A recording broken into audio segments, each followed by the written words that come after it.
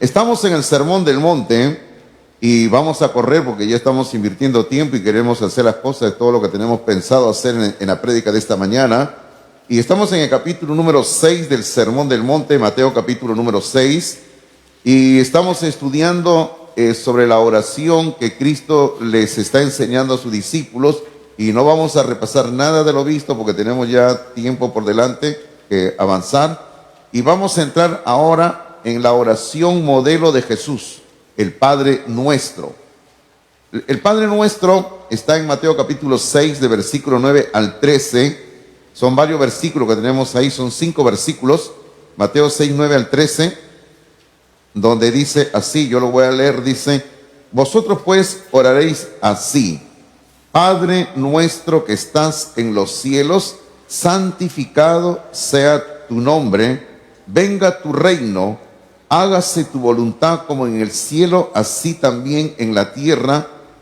El pan nuestro de cada día, dánoslo hoy, y perdónanos nuestras deudas como también nosotros perdonamos a nuestros deudores, y no nos metas en tentación, mas líbranos del mal, porque tuyo es el reino y el poder y la gloria por todos los siglos.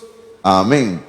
Esa es la oración modelo que Cristo nos enseñó para que todos nosotros podamos saber cómo orar. Pero hoy solamente vamos a examinar rápidamente los versículos 9 y 10. Eso es lo único que vamos a hacer en esta mañana. Y yo estaba contando cuántas palabras tiene el Padre Nuestro en español, en nuestro idioma castellano. Y el Padre Nuestro en nuestro idioma tiene 71 palabras, 71 palabras, y honestamente son 71 palabras en nuestro idioma español que nos hacen ver la mente maravillosa e infinita de Dios. ¿Por qué decimos la mente maravillosa e infinita de Dios? Porque solo Dios puede condensar tantas cosas tan importantes en pocas palabras. Solo Dios puede hacer eso.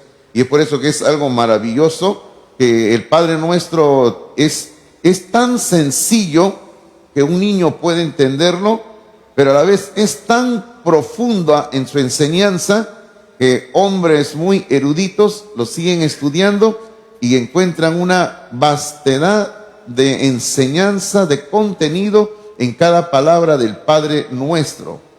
Como yo estoy en estos días preparando la enseñanza del Padre Nuestro para compartir con ustedes, estaba buscando información y honestamente no sabía cuántos libros se habían escrito solamente sobre el Padre Nuestro a causa de su riqueza, su abundancia de enseñanza que tiene esta maravillosa oración que el Señor nos está enseñando aquí.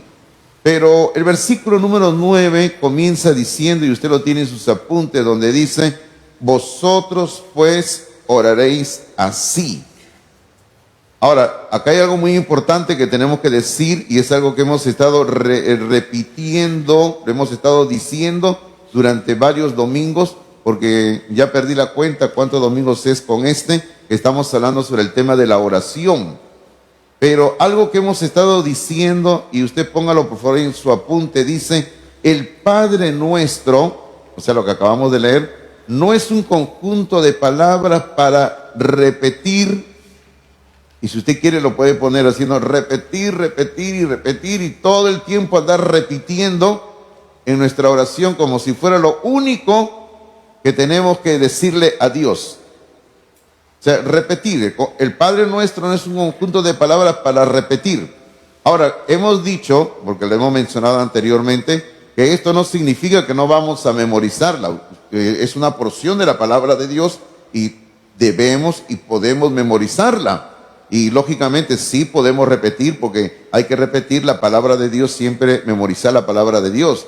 Pero lo que queremos decirle es que cuando usted se acerca a Dios en oración, no es lo único que le debe andar diciendo a Dios, repitiendo siempre solo el Padre Nuestro.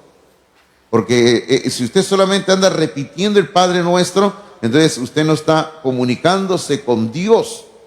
Yo creo que todo padre quiere que cuando su hijo o su hija se le acerca a conversar con él, usted espera que su hijo o su hija le cuente algo, ¿verdad? Algo que está pensando en ese momento. Ahora, si su hijo y su hija solamente viene y en forma mecánica siempre le repite lo mismo, ¿usted qué le va a decir? Algo le va a decir usted, ¿sí o no? Porque nosotros los peruanos somos expertos en decir siempre algo, ¿no? Le van a decir a su hijo o su hija, no puedes cambiar ya de rollo, di otra cosa, siempre repites lo mismo y lo mismo. Ahora imagínese, si usted se acerca a Dios en oración y siempre le dice lo mismo. Entonces justamente eso se llama rezar. Y nosotros los cristianos no tenemos que rezar, nosotros tenemos que orar. Y la diferencia es que rezar es sinónimo de repetir y orar es sinónimo de conversar, de dialogar. Y eso es lo que tenemos que hacer nosotros. Ahora, el Padre Nuestro, esta oración que tenemos aquí ante nosotros, que la hemos leído en Mateo 6, 9 al 13, nos presenta una estructura maravillosa de cómo deben ser nuestras oraciones. Realmente el Padre Nuestro tiene 3 partes. Hoy día, si usted sigue viendo el título de nuestra nota, que más abajo dice primera parte del Padre Nuestro, que dentro de un momento llegamos ahí, y cada domingo vamos a ver este asunto de las 3 partes del Padre Nuestro. Pero usted tiene que entender algo también muy importante, y un error que generalmente se comete cuando se ora es que nosotros comenzamos pidiéndole algo a Dios para mí y terminamos la oración pidiéndole algo para mí. O sea, generalmente la oración de muchos cristianos es centrada en el yo. Señor, yo te pido. Señor, yo necesito. Señor, por favor, para mí dame. Para mí, yo. Y hermanos míos, eso no está bien. Algo que vamos a aprender en el estudio del Padre Nuestro es que todas las oraciones tienen que comenzar apuntando a la gloria de Dios y terminando con la gloria de Dios. Claro, en el medio de la oración, por decir, entre la gloria de Dios que usted inicia y termina con la gloria de Dios, en el medio está el contenido de lo que usted tiene que hablar con Dios. Si usted tiene un problema, si usted está intercediendo por una persona que está enferma o hay alguna petición que usted le hace, usted tiene que formulársela a Dios. Pero toda oración tiene que comenzar dirigida a Dios para su gloria y terminar mencionando la gloria de Dios. Porque Cristo dijo, y cito lo que él dijo en Juan capítulo 14, versículo número 13, dijo así: y todo lo que pidiereis al Padre en mi nombre lo haré. Y mire lo que dijo Cristo: para que el Padre sea glorificado en el Hijo. Para que el Padre sea glorificado en el Hijo. Es decir, cuando el Señor responde nuestras oraciones, el Padre recibe gloria. Y qué maravilloso, ¿verdad? Y podríamos seguir hablando más de la oración y todo lo demás, pero quisiera avanzar para nuestro tema de esta mañana. En sus notas hay un pensamiento para que usted lo complete. Dice así: la oración genuina viene de un corazón humilde. La oración genuina viene de un corazón humilde que expresa absoluta dependencia de Dios. Que expresa absoluta dependencia de Dios. Porque usted recuerde, según lo que hemos estado estudiando nosotros, en este capítulo número 6 de Mateo, hemos visto que hay un grupo en el capítulo 6, en el versículo número 5, un grupo de personas que Cristo habla, dice, capítulo 6, versículo 5 dice: y cuando ores no sea como los hipócritas, como oran los hipócritas. Hemos estudiado esto, ¿verdad? Buscando la atención para sí mismo, buscando su propia gloria. Y luego en el versículo número 7, el Señor habla de otro grupo de personas cuando oran, que son los gentiles. Y en el versículo número 7 el Señor habla de los gentiles que tienen la característica de una constante, dice en el versículo 7, si lo dice, una palabrería. Están hablando y hablando y hablando y hablando y hablando y hablando lo que no deben de hablar, y están mostrando, en ambos casos, un hipócrita y un gentil están mostrando sencillamente orgullo en su corazón, está mostrando que no hace las cosas para la gloria de Dios. y eso no hay que buscar. Nosotros los cristianos tenemos que buscar siempre para la gloria de Dios, que todo sea para la gloria de Dios, ¿verdad que sí? Así tiene que ser. Entonces, la primera parte del Padre Nuestro, por favor, es la gloria de Dios. Ahí anote, la gloria de Dios. Primera parte del Padre Nuestro, la gloria de Dios. Quiere decir que los versículos 9 y 10 del Padre Nuestro, lo que hay ahí es para la gloria de Dios. Y usted puede ver ahí en su apunte, usted lo tiene, usted lo observa ahí, de que esta primera parte la hemos dividido en 3 peticiones. Ahora, y tenemos que aclarar nosotros de que estas peticiones no son para nosotros, sino son peticiones que apuntan a la gloria de Dios. O sea, todavía en este punto, en esta parte de la oración, no estamos pidiendo nada para nosotros, sino que estamos pidiendo para Dios, para la gloria de Dios. Entonces, la primera petición que tenemos que formular nosotros cuando oramos, petición número 1, es el nombre de Dios. El nombre de Dios. Ese es lo primero que tenemos que orar.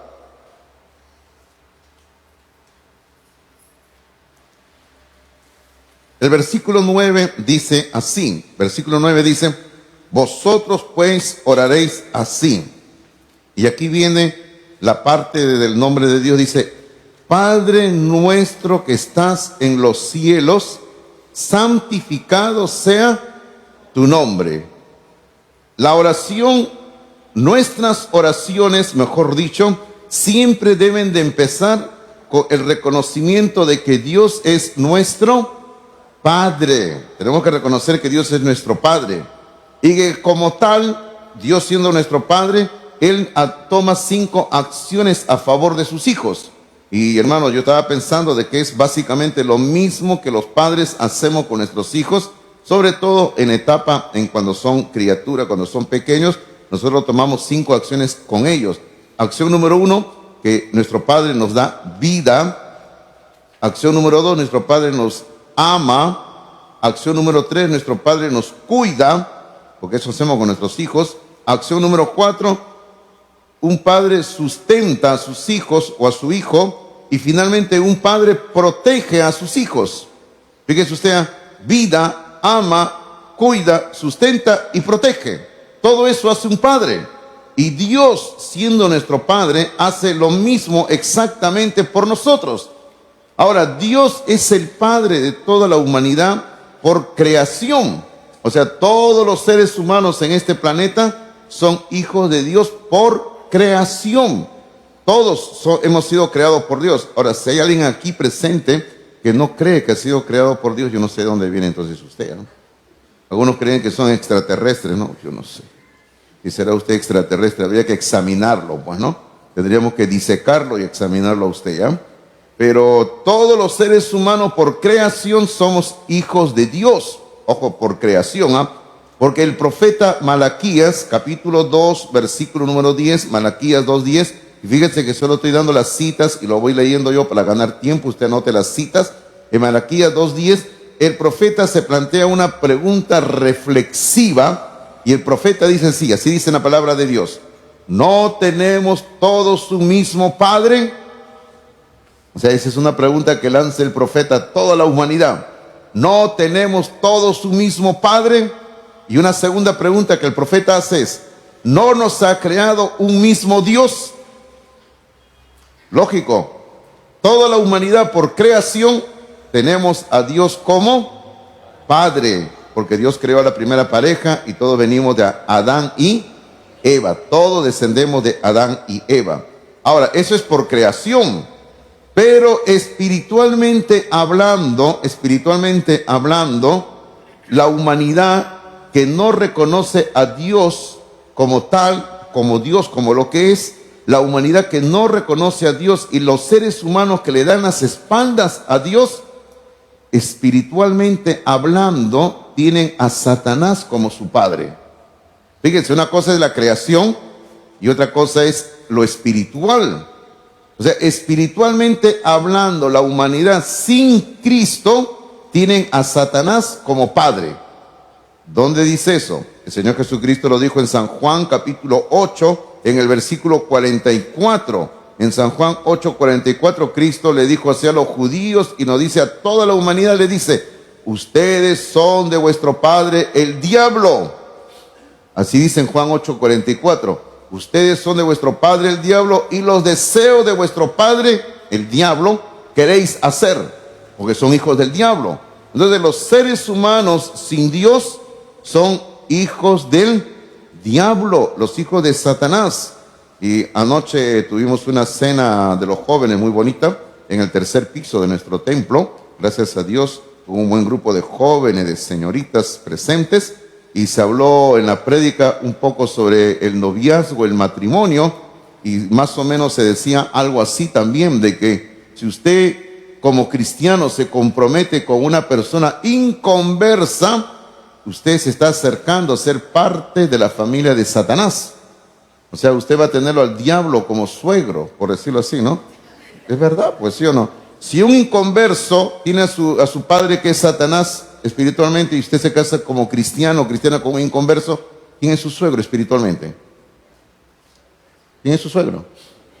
El diablo, pues, ¿sí o no? Satanás es su suegro. Así que usted piénselo si quiere tener a Satanás como suegro, ¿verdad? Es muy importante eso, ¿eh? Pero los cristianos antes, según lo que Pablo dice, porque ahora lo que Pablo dice, y ahora hay dos familias en la tierra, y esto es algo que se aprende creo que en la primera, segunda lección del curso de discipulado que tenemos acá en la iglesia, se aprende de que hay dos familias. Y eso, por ejemplo, en Efesios capítulo 5, versículo número 8, capítulo 5 de Efesios, versículo número 8, nos habla de que en otro tiempo éramos tinieblas. Pablo dice así: en otro tiempo eran tinieblas, pero ahora sois luz en el Señor.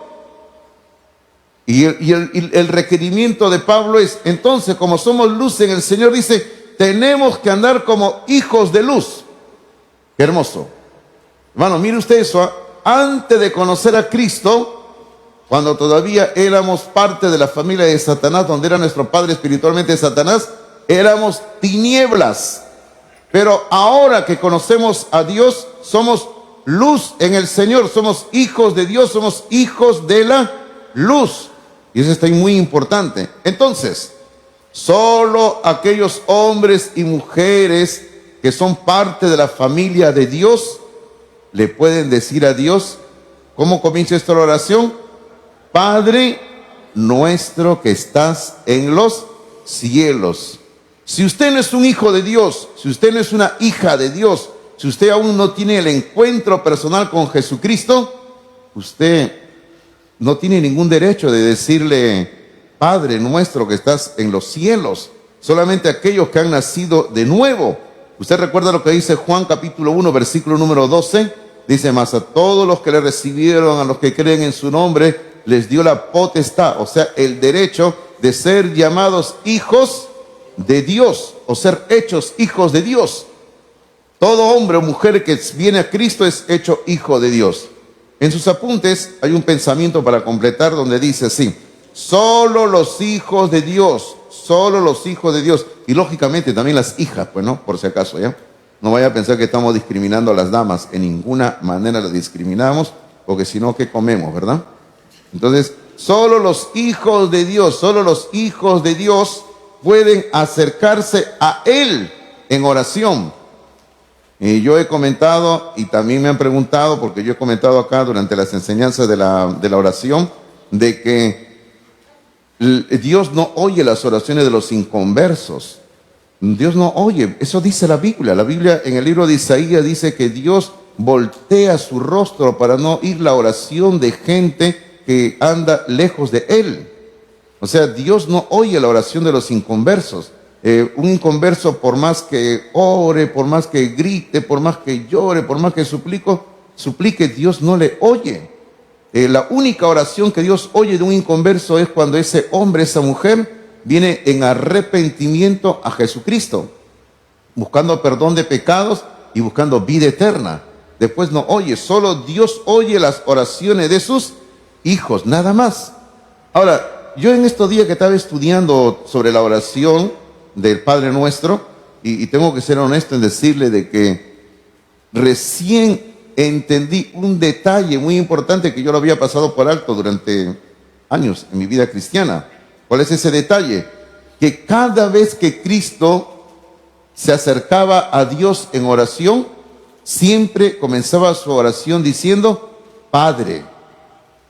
Siempre, siempre, siempre, siempre, cada vez que el Señor se acercaba a Dios en oración, le decía, Padre.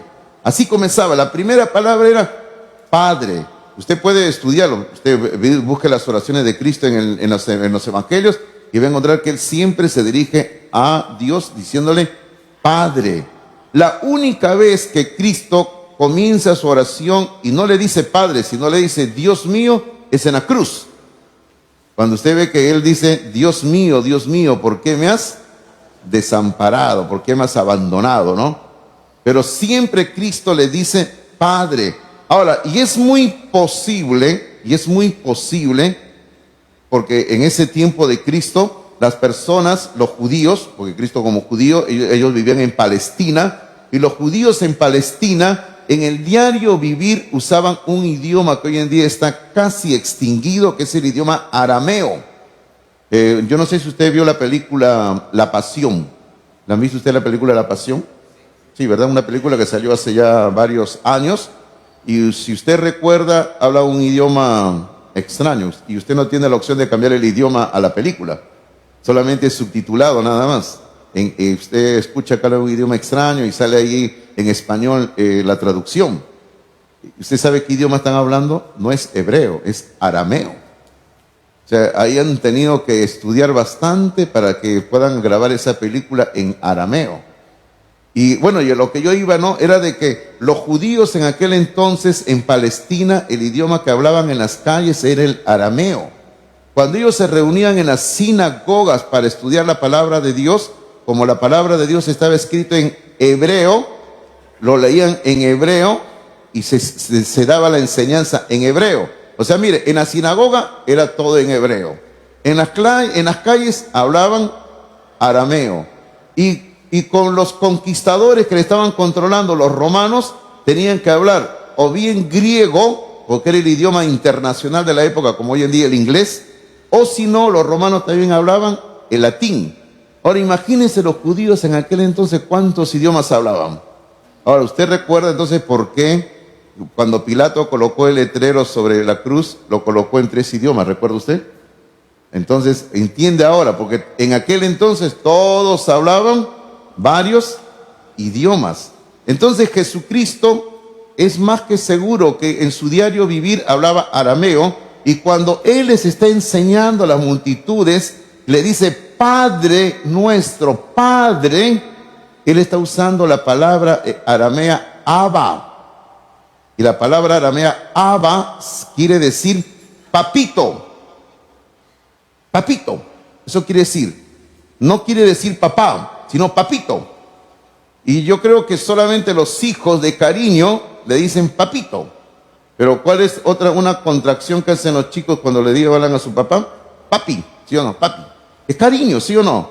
Ahora, tenga cuidado, varón, cuando su hija se acerca cariñosamente y le dice papito. ¿Por qué le digo tenga cuidado? Porque algo quiere, ¿sí o no? Algo quiere. Cuando la hija se acerca toda cariñosa y dice, papi, algo quiere. ¿Qué quieres, hija mía? ¿Ya? ¿Sí o no? Así es, hermanos. Ya lo que somos expertos ya teniendo hijas es así, ¿verdad? Nuestro hermano Enzo, que nos está viendo por la transmisión, ya va a aprender, ¿no? Cuando recién ha nacido la bebé, ya va a aprender. Vas a aprender, varón, vas a ver lo que te espera más adelante, ¿ya? Entonces, y Cristo le está diciendo yo que le tiene que decir a Dios, papito. Ahora, algo que quisiera hacerles un comentario muy personal, algo que yo he escuchado y he conversado con algunos pastores y algunos hermanos que han llegado a veces acá a la iglesia, me dicen, ¿y por qué cuando ustedes oran aquí en la iglesia no oran? Porque algunos pastores oran hablándole a Dios de usted.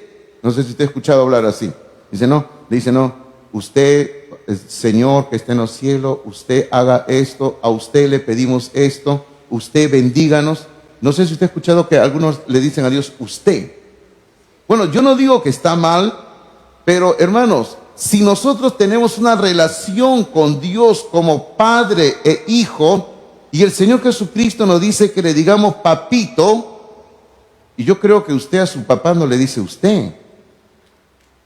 Yo creo que todos los hijos tuteamos a nuestro padre, ¿sí o no? Con cariño. Lo hacemos con cariño, lo tuteamos con respeto, con amor, ¿verdad? Así hacemos nosotros con nuestros padres. Pues hermano, ¿están acá o no? ¿O no hacen ustedes eso? Sí lo hacen, ¿verdad? Porque me están mirando sin moverse. Creo que se les congeló la cabeza, digo yo. Ahora, todos tuteamos a nuestros padres, ¿verdad? Así lo hacemos. Por ejemplo, yo tengo todavía la gracia de tener a mi mamita, como ustedes saben. Ella ya está con una edad avanzada, está enfermita, y ella tiene 86 años de edad. Y mi mamita, yo ahora cuando le hablo, para que ella me entienda, yo le hablo por su nombre. Le digo, Luz, Luz, ¿me escuchas? Ella me mira. Y a veces me dice, ¿quién eres? Me dice, tu hijo. ¿Tú eres mi hijo? Me dice. Bueno, sigamos la historia, le digo, ¿no? Porque cada vez que la voy a ver siempre me dice lo mismo. ¿Tú eres mi hijo? Sí, soy tu hijo, le digo. Bueno, no te preocupes, le digo, te vengo trayendo algo. Y ahí se pone contenta, ¿no? Aunque no sea su hijo. ¿Ya? Pero si usted a Dios lo trata de usted, hermanos míos, esto despersonaliza nuestra relación, la hace distante. Porque tratar a una persona de usted entramos a un formalismo y crea una distancia. ¿Es así o no? Entonces, lo que la Biblia nos enseña, y yo no encuentro en ninguna parte de la Biblia que nadie, ni en el Antiguo ni en el Nuevo Testamento, cuando hayan orado a Dios, le hayan dicho usted. No hay. Siempre, toda oración en la Biblia, siempre a Dios con respeto, se le dice tú. Porque somos sus hijos, somos sus hijas, y podemos orar a Dios diciéndole tú, nuestro Padre Celestial que está en los cielos. Petición número 2. Su reino, su reino. El versículo número 10 comienza diciendo así, y son 3 palabras nada más, dice, venga tu reino. O sea, es lo segundo que nosotros tenemos que pedirle a Dios en oración. Observe usted que estas peticiones no son para nosotros mismos, porque la primera petición nada tiene que ver con nosotros mismos, sino con Dios, con el nombre de Dios, y la segunda oración tiene que ver con el reino de Dios. Y hermano, nosotros tenemos que entender de que Dios es el único que se merece recibir toda la honra y toda la gloria en nuestras vidas. Pero lamentablemente existen muchos cristianos que solamente adoran a Dios de labios, pero no reconocen a Dios como el rey de su vida. Hermano, Dios tiene que ser el rey de nuestra vida. ¿Sabe usted cómo le llamo yo a esto? Le llamo ateísmo práctico. Como hay cristianos que son ateos, ¿eh? O sea, por un lado dicen, yo creo en Dios, Dios es mi Dios, pero no, Dios no dirige sus vidas. O sea, en otras cosas ignoran a Dios, no le consultan a Dios antes de tomar una situación. Y es exactamente lo mismo que Cristo denunció en su época a los judíos, que supuestamente eran creyentes. Si usted anota la cita, mire usted lo que dice Mateo capítulo 15, versículo número 8. Mateo 15, 8. El Señor Jesucristo, hablándole a los judíos, le dice en Mateo 15, 8, le dice, este pueblo, y eran supuestamente creyentes, este pueblo de labios me honra, o sea, dicen que son mis hijos, cantan alabanzas, leen la palabra, de labios me honra, mas su corazón está lejos de mí. Hermano, eso es justamente un ateísmo práctico, cuando no reconocen que el reino de Dios ya está entre nosotros y tiene que ser una realidad. Hablando de este ateísmo práctico, usted sabe que en nuestro himno nacional, uno de los himnos más preciosos que hay en el mundo, en nuestro himno nacional también existe un ateísmo práctico. Mire usted, en nuestro himno nacional, en el coro, y el coro usted sabe que se repite al final de cada estrofa. Nuestro himno nacional tiene 6 estrofas. Se canta la primera estrofa y después se repite el coro y la segunda estrofa y el coro y el coro y el coro y así. O sea, el coro se repite 6 veces y se canta todo el himno nacional. Aunque no cantamos todo el himno nacional, ¿no? Antes cantábamos solo la primera estrofa. Luego se canceló esa forma y ahora se canta la 6ª estrofa. Pero bueno, en el coro hay una parte que dice que la patria al Eterno elevó. Ahora, ¿quién es el Eterno? Dios. Fíjense lo que dice en el coro. O sea, se dice algo de Dios en el coro, que se repite supuestamente 6 veces en el himno nacional. Luego, en la 6ª y última estrofa del himno nacional que hoy en día cantamos, dice, el gran juramento que rendimos al Dios de Jacob. Así termina la 6ª estrofa. El gran juramento que rendimos al Dios de Jacob. Y es obvio quién es el Dios de Jacob, ¿verdad? Es Jehová de los ejércitos, el Dios del cielo, el creador del universo. Ahora, eso dice en el himno, pero en la realidad, en la práctica, por decirlo así, el Perú le ha dado las espaldas a Dios. Hermano, el Perú no reconoce a Dios como tal. El Perú sencillamente vive una vida anti Dios. Usted sabe que siempre en el Congreso se está luchando por establecer leyes que vayan en contra de la palabra de Dios, en contra de la vida, en contra de lo que Dios establece en su palabra. O sea, ¿de qué sirve que en el himno nacional se hable de Dios cuando en la práctica nuestro país es un país que está viviendo a espaldas de Dios? Hermano, hoy en día en nuestro país se están aprobando ciertas normas, ciertas reglas de que a la larga va a traer hostilidad contra todo lo que es el mundo evangélico. Y hay que estar preparados para esto.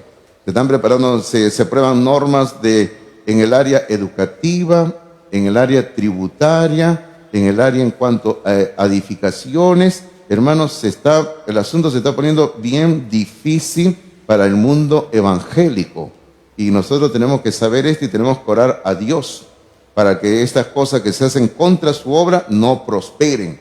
Hermano, pero todo reino de este mundo va a perecer un día, va a terminar. Porque así está establecido por Dios que todo reino va a terminar en este mundo. El único reino que va a establecerse en este mundo y va a perdurar es el reino de Dios, el reino de Jesucristo. Acá tengo varias citas, no voy a leer todas por cuestiones de tiempo, pero usted anote por favor la cita que le doy en el libro de los Salmos, el capítulo número 2. El libro de los Salmos, el capítulo número 2, es un capítulo corto, un salmo muy corto, que habla de que Dios establece su rey en Jerusalén, y ese rey en Jerusalén es el Señor Jesucristo. En el libro de Isaías, en el capítulo 9, Isaías capítulo 9, versículo número 6 y 7, donde hay una preciosa profecía del nacimiento del Mesías, se dice que este niño será un príncipe y va a ser el rey de Jehová, dice la palabra del Señor. Ahora, Dios tiene un plan para establecer su reino en el universo y en la tierra, sí lo tiene. Anoche cuando estábamos en la cena, estábamos con el pastor que nos estaba visitando, el pastor Exxon Tangoa. Él es uno de los pastores asistentes de mi iglesia, de donde yo vengo, de la Iglesia Bíblica Bautista de Comas.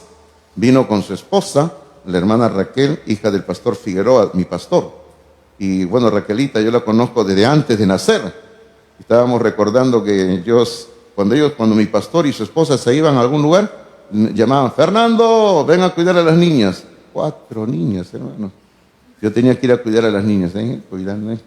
Y ella se recuerda: hermano Fernando, ¿se recuerda cuando nosotros? Sí, me recuerdo, le digo. Me recuerdo cuando estas canas son por causa de ustedes, le digo, ¿no? Ahora ya están adultas, ya están casadas, tienen hijos, y cómo pasa el tiempo, ¿no? Pero bueno, y estábamos ahí en una mesa conversando con el hermano Exxon, y el hermano Exxon me dice: Pastor Hidalgo, aprovechando que estamos conversando acá, comiendo, porque nunca puedo conversar con usted, siempre quiero. ¿Qué es lo que quieres, Exxon? Le digo. Le quiero preguntar sobre profecía. Habla, le digo. Aprovecha que estoy aquí, le digo, porque a veces no tengo tiempo ni de hablar con mis hijas, le digo. Pero dime, le digo. Y estábamos hablando de profecía, de una y otra cosa, y yo le decía a él, y lo mismo que le digo a ustedes: el plan de Dios para establecer su reino en la tierra, básicamente en la Biblia se enseña en 4 pasajes. En 3 libros y un pasaje, se los voy a dar. Se enseña en el libro de Daniel, se enseña en el libro de Zacarías y se enseña en el libro del Apocalipsis. 3 libros: Daniel, Zacarías y Apocalipsis. ¿Y qué pasaje? 2 capítulos. En Mateo, capítulo 24 y capítulo 25. Mateo, capítulo 24 y capítulo 25. Y yo le decía al pastor Exxon anoche, y a usted le digo también, ¿no? Si usted estudia diligentemente estos 3 libros, Daniel, Zacarías, Apocalipsis y Mateo, capítulo 24 y capítulo 25, usted va a ver el maravilloso plan que Dios tiene para no solamente el planeta Tierra, sino para el universo, para establecer un día su reino en todo lugar. Y yo ya les dije hace, creo que 1 o 2 domingos atrás, les decía que estamos preparando una separata de estudio, que pronto vamos a terminarla. Todavía no la podemos terminar, hermano, porque hay que procesar mucha información sobre Mateo capítulo 24 y 25. Y ya estamos acercándonos a las 80 páginas, por ahí más o menos, de estar escribiendo. Cada versículo lo estamos examinando y vamos a estar enseñando Mateo 24 a 25. Y estoy pensando hacerlo los domingos en la noche aquí con ustedes. Así que cuando llegue el momento le vamos a estar anunciando, ¿correcto? Pero por ahora todavía ese es un adelanto nada más. Pero, hermanos, Dios sí tiene un plan para establecer su reino en este mundo. Porque Jesucristo, según la Biblia, es el Rey venidero. Jesucristo es el Mesías. Jesucristo es la esperanza de Israel. Jesucristo es la esperanza de la iglesia. Y Jesucristo es la única esperanza para el mundo entero. No hay más. Estamos escuchando que últimamente hay guerras, bombas en el Medio Oriente, Rusia, Ucrania, la OTAN se ha metido en todo esto, y yo podría ahorita hablar bastante sobre qué dice la Biblia sobre estas cosas, y no voy a meterme porque es uno de mis temas preferidos. En otra ocasión podemos hacerlo, pero yo solamente le digo, no, todo esto nos hace ver que el Señor Jesucristo viene, y cuando venga va a establecer su reino. Ahora, pero por si acaso, como decíamos el domingo pasado, no como esos falsos profetas, ¿recuerdan lo que te hablábamos el domingo pasado? El domingo pasado no hablamos sobre el sermón del monte, sino hablamos sobre el arrebatamiento de la iglesia, ¿recuerdan ustedes? Y estábamos denunciando a falsos profetas que habían dicho que Cristo iba a venir en estos días, y que desde hace meses habían colocado fecha, y muchos creyentes estaban asustados diciendo, Cristo ya viene Cristo, el arrebatamiento de la iglesia, ¿no? Y todavía estamos acá. Todavía estamos acá. Y hermano, es que decir en tal fecha viene Jesucristo es una mentira, es un engaño. No podemos andar engañando a las personas. Pero bueno, que Cristo viene y va a establecer su reino. Entonces, en sus notas hay un pensamiento para completar. Dice, tenemos que desear y pedirle a Dios, desear y pedirle a Dios, lógicamente pedirle a Dios en oración, que venga a establecer su reino. Eso es lo que tenemos que desear y pedirle a Dios. Eso es justamente lo que quiere decir esta parte de la oración en el Padre Nuestro, cuando en el versículo 10 dice, venga tu reino, venga tu reino. Tenemos que desear y pedirle a Dios, Dios, que venga de una vez tu reino. Porque hermano, todos deseamos que ya se establezca el reino de Dios, ¿verdad? Y el otro día yo cuando estaba hablando de este asunto de que Cristo viene y que Él va a establecer su reino, y permítame, disculpe que tome agua. Yo decía el domingo pasado, en broma, yo decía, bueno, si Cristo ya viene de una vez en estos días, como habían dicho estos falsos profetas, decía, ¿no? En broma yo le decía, de una vez los que tienen que casarse, cásense. ¿Se recuerdan que les dije, no? Y anoche una pareja ya en la reunión se han apurado y ya el joven ya le pidió públicamente en la reunión un matrimonio a la señorita. Y la señorita se hacía la difícil. Y decía, ya pues queremos comer de una vez. Y sí, ¿no? Y estoy bromeando, ¿no? Ella la sorprendió, él la sorprendió y bueno, ya le pidió ya matrimonio y la señorita aceptó, ¿no? Y yo hablé con ellos y le digo, ustedes me dirán cuándo lo anuncio a la iglesia oficialmente, ¿no? Pero ellos me han dicho que me van a decir, ¿no? Aunque ya todos saben ya, pero oficialmente que el pastor lo presente acá en el culto y es otra cosa, ¿verdad? Entonces ellos ya me van a decir, pastor, tal día para que usted nos presente ante la iglesia, pero ya tenemos próximamente un nuevo matrimonio. Amén, hermanos. Amén, qué bueno, ¿verdad? Pero esperamos comer bien, no queremos comer gourmet, ¿verdad? No estoy hablando sin mirar a nadie, por si acaso, ¿no? Bueno, entonces, petición número 3, y yo me río, ¿saben por qué me río? Petición número 3, su voluntad, su voluntad, su voluntad. Y fíjese usted, lo primero es el nombre de Dios, lo segundo es que venga su reino, lo tercero es su voluntad. Porque el versículo 10, la segunda parte del versículo número 10 dice, venga tu reino, y la segunda parte dice, hágase tu voluntad, como en el cielo, así también en la tierra. Cuando oramos, lo debemos hacer según la voluntad de Dios, no según nuestra voluntad, sino la voluntad de Dios. Hermano, esta es la parte más difícil que hay en la oración, el aceptar la voluntad de Dios. Hermano, es la parte más difícil de la oración. A veces nosotros queremos hacer nuestra propia voluntad. Por ejemplo, ya que estamos hablando un poco del noviazgo, del matrimonio, a veces cuando las personas están solteras quieren hacer su propia voluntad, ¿sí o no? El joven le echa el ojo a una señorita y dice, ella es. Y no le ha consultado a Dios. No ha pedido la voluntad de Dios, sino está haciendo su propia voluntad, está haciendo su capricho. Y por eso le digo, esa es la parte más difícil de la oración, aceptar la voluntad de Dios. Y yo he hablado con ustedes, por ejemplo, en la enfermedad, cuando llega el momento de la muerte, ¿verdad? Nosotros cuando tenemos un ser querido, enfermo, muy mal, lógicamente todos queremos que se sane la persona. Por eso lo llevamos al médico, al hospital, hacemos un esfuerzo económicamente, medicina, tratamiento. Todos queremos lo mejor, por supuesto, y usted cuente con mi apoyo en oración. Pero siempre, siempre en nuestro corazón tenemos que decir, no se haga nuestra voluntad, sino tu voluntad, la voluntad de Dios. Como le digo, es la parte más difícil de la oración, pero tenemos que aceptarla y hacer así. Yo ya les he contado cuántas veces, ¿no? Cuando a mí me dieron la noticia de que mi esposa había fallecido, porque yo me enteré un día después que mi esposa había fallecido. Y yo me enteré un día después porque yo recién salía del hospital y me dijeron lo que había ocurrido con ella. Bueno, yo lógicamente en el momento lloré por mi esposa, ¿no? Y bueno, y le he seguido llorando a mi esposa mucho tiempo. Y aún tengo tristeza en mi corazón. Pero, hermano mío, después ya cuando uno se tranquiliza, uno va entendiendo que fue el plan de Dios y que la voluntad de Dios es sabia. ¿Por qué? Porque si mi esposa hubiera sobrevivido a esta enfermedad que le dio el COVID, ella no hubiera quedado bien. Ella hubiera quedado con complicaciones y según el médico, ella hubiera quedado postrada en cama, atada, por decirlo así, a un tanque de oxígeno. Y yo conociéndola a Benny, hubiera dicho, Benny no hubiera querido eso. Ella siempre hubiera dicho que Dios me lleve. Y Dios sabe lo que hace. Por eso le digo, esta es la parte más difícil de la oración, de decir, Señor, que se haga tu voluntad y no la mía. Por ejemplo, cuando el rey David oró en el Salmo capítulo 40, versículo número 8, cuando el rey David oró en el Salmo número 40, versículo número 8, David dijo así, el hacer tu voluntad, Dios mío, me ha agradado. Luego el Señor Jesucristo, mire, Jesucristo desde antes de su encarnación, cuando todavía no nacía en este mundo, cuando antes de su encarnación, en el libro de Hebreos, capítulo 10, versículos 5 al 7, en Hebreos capítulo 10, versículos 5 al 7, desde antes de su encarnación, Cristo dijo así, por lo cual entrando en el mundo, o sea, antes de nacer, entrando en el mundo, dice, y me salteo en la lectura, ¿ya? Dice así, he aquí que vengo, oh Dios, para hacer tu voluntad. Ahora, y Jesucristo sabía cuál era la voluntad del Padre.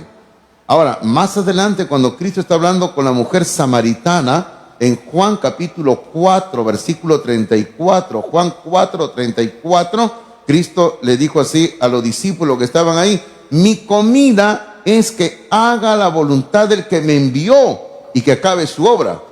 Cristo tenía por principio en su vida hacer la voluntad del Padre. Y más adelante, cuando Cristo está en la noche previa a su muerte, cuando está hablando en el huerto del Getsemaní, y él está en una lucha intensa, y la Biblia dice que él comienza a derramar gotas de sudor de sangre, comienza a derramar él, hermano mío, Cristo en esa lucha que tiene como todo ser humano, porque él también era un ser humano, era Dios, pero también era un ser humano, él sencillamente dice, Dios, no se haga mi voluntad, sino la tuya, tu voluntad. Estoy refiriéndome a Mateo capítulo 26, versículo 39 en adelante. Mateo 26, 39 en adelante, donde Cristo 3 veces se arrodilla y las 3 veces dice lo mismo: no se haga como yo quiero, sino como tú quieres. Porque, hermano, nosotros tenemos que entender que mejor es hacer la voluntad de Dios. Tenemos que aceptar la voluntad de Dios. Y siempre hemos dicho y seguiremos diciendo, aun cuando nos cueste decirlo, la voluntad de Dios es agradable y perfecta. Ahora, en sus notas hay un pensamiento, dice así: el aceptar la voluntad de Dios no es un fatalismo, y tampoco es un conformismo. Fatalismo y conformismo. Ahí, por ejemplo, quiero hablar un poquito sobre el hinduismo. Todos sabemos lo que es el hinduismo, ¿verdad? El hinduismo más que todo se practica en la región de la India. Ahora, también es un error cuando alguien viene de la India y usted dice, es un hindú. No, toda persona que viene de la India no es un hindú, por si acaso. El hinduismo es la religión y a los que practican el hinduismo se le dice hindú, por si acaso, porque en la India también viven muchas personas que son evangélicos, cristianos. Ellos son cristianos. No le va a decir a un cristiano que viene de la India, no le va a decir hindú, por si acaso. Sería un grave error, ¿no? Sería como decir que todos los de América Latina, porque predomina el catolicismo, todos nos tengan que decir católicos. Y no somos católicos todos, ¿verdad? No lo somos. Somos sencillamente, cristianos nada más, peruanos en este caso. Pero en la India, por ejemplo, el hinduismo tiene una doctrina muy drástica, muy fuerte, que dice así más o menos: si tú naciste en un determinado grupo social, ellos le llaman castas. Si tú naciste en una determinada casta, en grupo social, ahí te quedas hasta tu muerte. O sea, tú no puedes, según el hinduismo, ellos dicen, ¿no? Y dicen, si tú naciste en este grupo, tú no puedes casarte con una persona de una casta superior. Tú tienes que casarte con una persona solamente de tu casta, de tu nivel. O sea, ahí estás toda tu vida. Ahora, por ejemplo, si una persona es pobre, es un mendigo, porque en la India abundan mucho los mendigos, dice, toda tu vida tienes que quedarte como mendigo hasta tu muerte. Hermano, y usted sabe que la religión del hinduismo tiene enseñanzas muy extremas. Por ejemplo, ellos adoran en plural animales, diferentes tipos de animales. Ellos adoran, por ejemplo, hermano, ellos tienen algunos templos para las ratas. Ellos adoran a las ratas.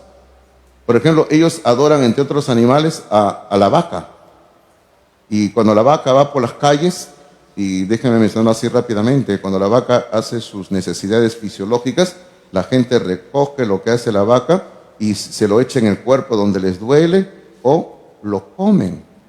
Porque ellos creen que eso es una bendición de sus dioses. Y no solamente eso, sino están esperando que la vaca orine para recibir el orine y tomarlo. Porque es parte de su religión, es del hinduismo. Ahora, usted puede imaginarse cuántas personas hay enfermas ahí en la India y cuánta miseria hay, cuánto hambre hay. Y en las calles se están paseando estos animales, las vacas, y como son seres sagrados, no pueden ni matarlo para comerlos. Porque ellos creen así. Ese es el hinduismo. Entonces, el hinduismo es una religión fatalista y conformista.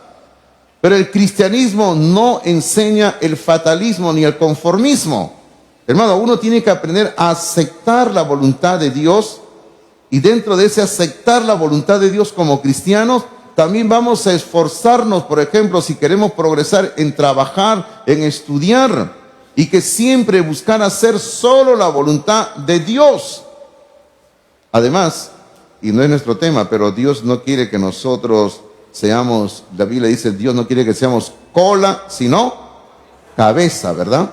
¿Dónde está esa promesa? Esa promesa se encuentra en el libro del Deuteronomio, capítulo 28, versículo número 13.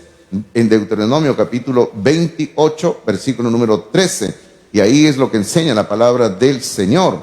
Pero es lo que queríamos entender nosotros, de que, hermano mío, tenemos que aprender a hacer la voluntad de Dios. La voluntad de Dios es lo mejor que podamos hacer. Vamos concluyendo con esto y vamos entendiendo esto. Cuando empezamos la oración, lo primero que tenemos que hacer es buscar que todo sea para la gloria de Dios. Lo primero, la petición número 1, hay que exaltar el nombre de Dios. Lo segundo, hay que reconocer que Dios es el único rey y que tenemos que pedirle a Dios que venga ya a establecer su reino.